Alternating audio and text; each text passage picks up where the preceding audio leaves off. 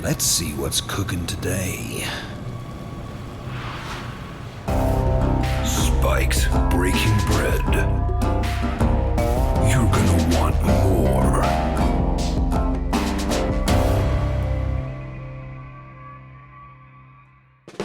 Hi, welcome to episode 2. Today I'm going to show you a recipe that my mum used to make for us when we were kids. I've developed it over the years, of course, and now it's become something pretty different to what it used to be. It's a minced beef and vegetable strudel. Some of the herbs and spices in it give it a bit of an Arabian touch, which I love. This one's great for feeding a crowd. Make 2 or 3 of these out of 500 or 600 grams of mincemeat, and the vegetables multiply by what I've got here for 4, and then you've got enough for 12 people. It's a pretty simple recipe, but very flavoursome, and I'm sure you're going to love it. What we're going to do now is start with the ingredients. What we've got here is a roll of ready-made fresh puff pastry, some fresh rosemary and lemon thyme. You can use normal thyme as well. Bacon bits, gouda cheese, minced beef, a couple of eggs, mushrooms, zucchini, carrot, sweet potato, an onion, and a couple of cloves of garlic. If you like, you can substitute normal potatoes for the sweet potato, and you can actually vary the different vegetables however you like. But this is what's become my standard. Now we've got the spices, salt and pepper of course, cumin and Ras el Hanout. That's an Arabic spice mixture that translated means top of the shelf, so the best of their spice mixtures. If you can't get Ras el Hanout, you can just use about half of the amount of a mild curry. And then I've got some black and some white sesame seeds to sprinkle over the top of the strudel as a bit of a garnish. What we're going to do now is turn the oven on to preheat it to 180 degrees so that when we've done the grating and the mixing of the filling, the oven will be nice and hot. Okay, off we go.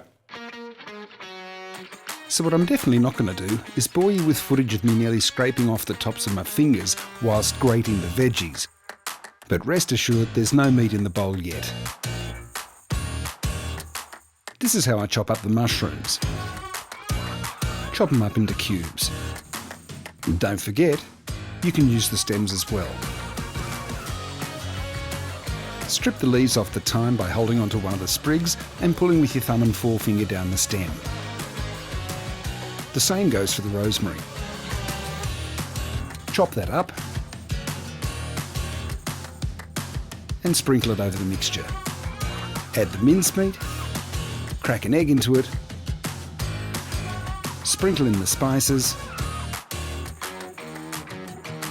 add the bacon, and get stuck right into mixing it with your hands. You definitely won't be able to mix it as well using a spoon.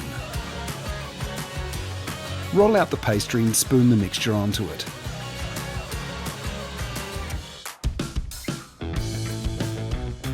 Flatten it out and form it until you've got a thickness of about 5 centimetres. Lay on the slices of cheese and wrap the pastry around the strudel.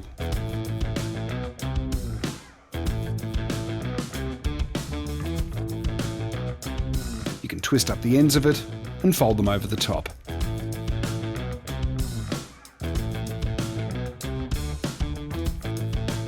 Next, with a beaten egg, cover the strudel liberally, sprinkle over the sesame seeds, prick some holes in the pastry with a fork to let the steam out, and up into the oven. We will not harm your planet.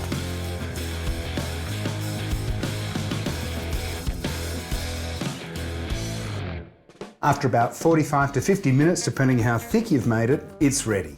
It looks great. If I were you guys, I'd make a second one just in case everyone wants a second piece. That happens at our place the whole time, and that's why I've got a second one here. I secretly made that at the same time, and we've got enough to go around for the family for tomorrow. If we cut these up, you've got to be very careful. Just nice and gently put the knife through the pastry, slice it, divide it up into pieces, and you've got the most beautiful, succulent beef, mince, and vegetable strudel. Now I'll put a piece of this on the plate.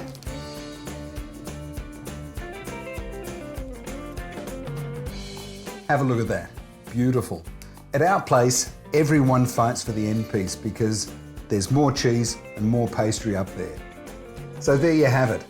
This is one of the recipes that I've been convinced of since years, because every time I serve it, even though it's so simple, people just love it. We serve it with a tomato ketchup, tomato sauce. I make it myself normally, but that's another recipe for another day. You can do it with normal ketchup mixed with sriracha sauce, some chili sauce, and it just complements it perfectly. Well, here we are at the end of my second recipe, my second YouTube video. Hope you guys enjoyed it, I really do. And if you enjoyed it, subscribe and come back next week. Once again, down below is the recipe in detail with all ingredients. And all the best. Thanks very much for watching. Bye-bye. And remember, a wise cook once said, when in doubt, pull it out.